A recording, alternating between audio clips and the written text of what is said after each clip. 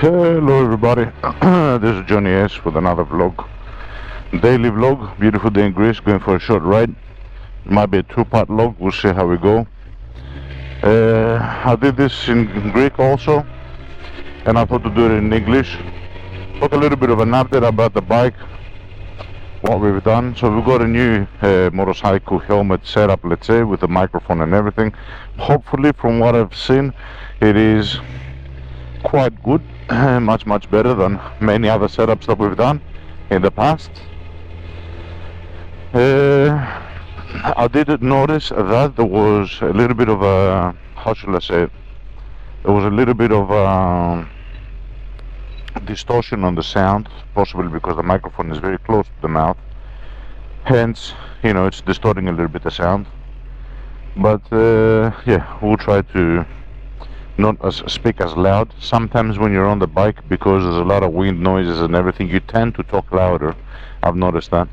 I will try to keep my voice a little bit more on a normal plane, let's say, so that you can, you know, hear me properly and it cannot sound strange. Nice.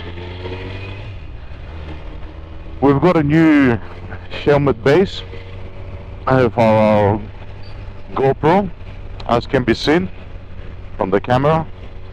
So basically what it is it's like a soft plastic case. It has 4 leaflets around. These are flexible, which you can cut, like I've cut here. I don't know if it can be seen. And they can be adjusted to the helmet, to each helmet. Hopefully it doesn't fall off. If it does, there's not much I can do about it. The microphone setup, like I said, is also new. I have to keep my eye out so as not to speak too loud. We also did experiment. I got some Bluetooth headsets for the helmet, like a communication set, let's say. The main purpose for it was for me to listen to music as I go without losing what is happening on the road.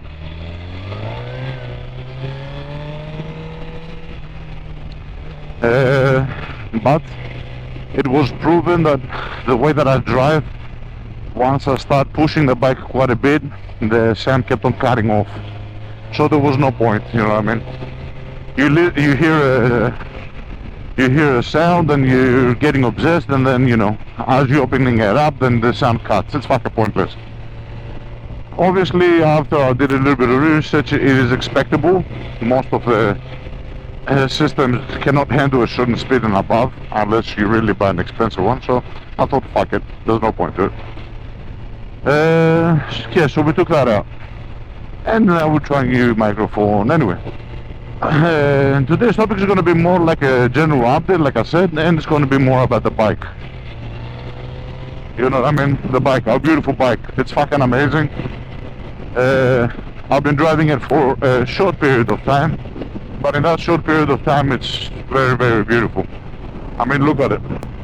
It's got a beautiful design when it comes out, like those side air vents, the ram air. If you look at it from the top, from here, I don't know if it can be seen. Let me just go a little bit faster and step back. So if you look at it from like that, there's a shape like this, and that shape ties very nicely with the digital display, which is like a V. It's a fucking amazing bike. It's got a custom aftermarket windshield. Instead of having the usual curb, it's more flat, so it's a different sort of style. Let me open that up a bit.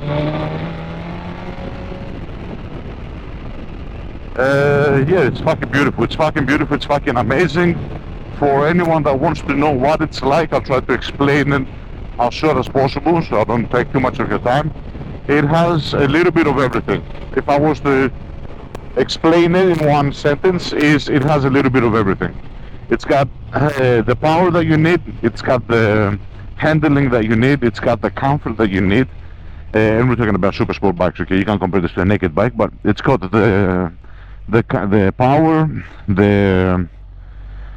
it's got the torqueness, it's got the fucking women. It's got the torqueness, it's got the power, it's got many things. It's got the high-end speed from the horsepower, it's got the torqueness into it, it's got pretty much everything that you need, but simultaneously it is managed to do it as comfortable as possible for a super sport bike, which is difficult. You know what I mean? Usually people do not pay attention, do not care about the super sport component, and usually vice versa. When people get a super sport, they don't care about the comfortability component. So this is a rare combination that the bike manages to do. It is able to offer many things for its class as best it can do. It will not disappoint on anything, including brakes, including performance, including everything. And it's an old bike, it's a 20-year-old bike, which means that it doesn't have a lot of electrical assistances and so forth, but that does not make it feel by any way that it's missing something. It is beautiful, perfect, it's got the power, it's got everything, it's got the looks, and even the looks which in the beginning I did not like, they're starting to grow on me, to tell you the truth. It's got a nice curvature, just like I said. It maybe doesn't have the sharp design that the R6 had, fair enough, but it makes up for it in different areas.